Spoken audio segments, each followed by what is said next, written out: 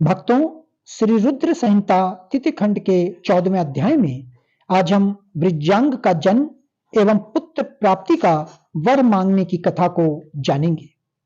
नारद जी कहने लगे, ब्रह्मा जी, तारकासुर कौन था जिसने देवताओं को भी पीड़ित किया, उन्हें स्वर्ग से निष्कासित कर दिया और स्वर्ग पर अपना एकाधिकार स्थापित कर लिया।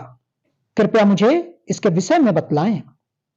ब्रह्मा जी बोले, हे मुनि नारद, मारीच के पुत्र कश्यप मुनि थे। उनकी 13 स्त्रियां थीं, जिसमें सबसे बड़ी दीति थी।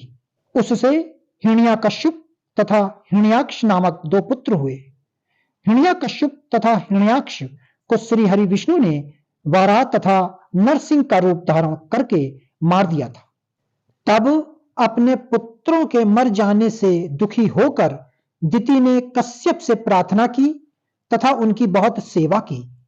उनकी कृपा से दिति पुनः गर्भवती हुई। जब इंद्र को इस बात का पता चला तो उन्होंने दिति के गर्भ में ही उनके बच्चे के छोटे छोटे टुकड़े कर दिए, परंतु दिति के व्रत एवं अन्य भक्तिभाव से बालक को मारने में वे सफल न हुए।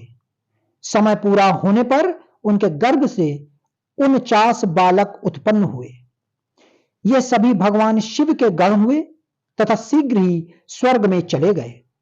तत्पश्चात दिति पुनः अपने पति कश्यप मुनि के पास गईं और उनसे पुनः मां बनने के विषय में कहने लगी। तब कश्यप मुनि ने कहा, हे प्रिय दिति, अपना तन मन शुद्ध कर भक्ति भाव से तपस्या करो। 10,000 वर्ष बीतने के पश्चात तुम्हें तुम्हारी इच्छा के अनुरूप पुत्र की प्राप्ति होगी। यह सुनकर दिति ने श्रद्धापूर्वक 10,000 वर्षों तक कठोर तपस्या की। तपस्या के उपरांत पुनः वे अपने घर लौट आईं। तब कश्यप मुनि की कृपा से दिति गर्भवती हुई। इस बार उन्होंने एक अत्यंत पराक्रमी और बलवान पुत्र को जन्म दिया।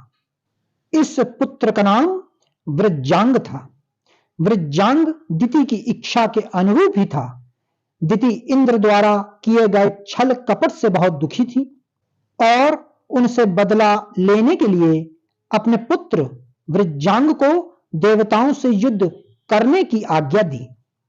वृज्यांग और सभी देवताओं का बहुत भयानक युद्ध हुआ।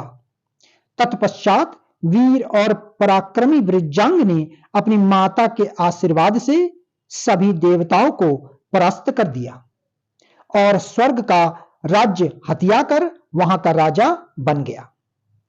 सभी देवता उसके अधीन हो गए। तब यह देखकर दिति को बहुत प्रसन्नता हुई। एक दिन कश्यप मुनि के साथ मैं स्वयं वृज्यांग के पास गया। मैंने वृज्यांग से अनुरोध किया कि वह देवताओं को इंद्र की गलती की सजा न दे तथा इंद्र सहित सभी देवताओं को क्षमा कर दे। मेरे इस प्रकार कहने पर वृज्यांग बोला, हे ब्राह्मण, मुझे राज्य का कोई लोभ नहीं है। मैंने इंद्र की दुष्टता के कारण ही ऐसा किया है। इंद्र ने मेरी माता के गर्भ में घुसकर मेरे भाइयों को मारने का प्रयत्न किया था। तभी मैंने इंद्र के राज्य को जीतकर उसे स्वर्ग से निष्कासित कर दिया है।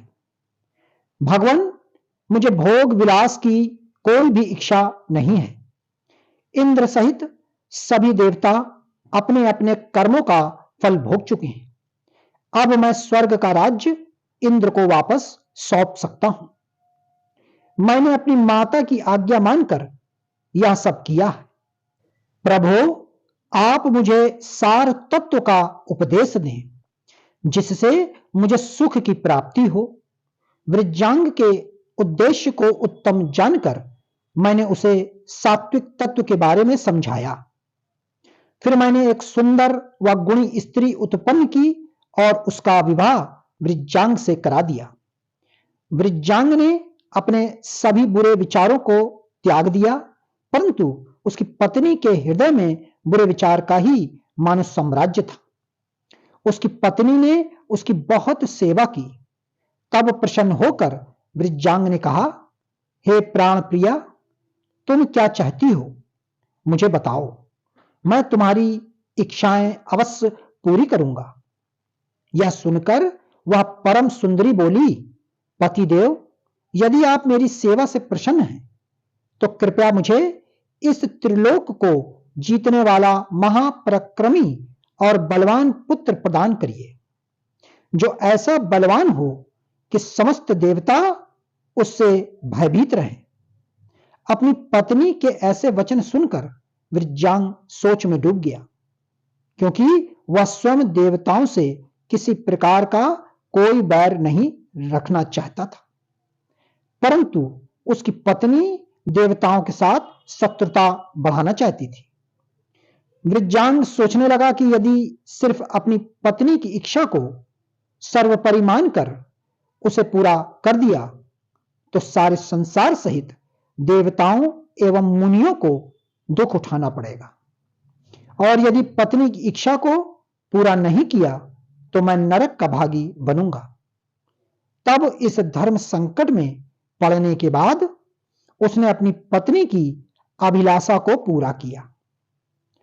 अपनी पत्नी की इच्छा अनुसार पुत्र प्राप्त करने हेतु वृज्जांग ने बहुत वर्षों तक कठोर तपस्या की।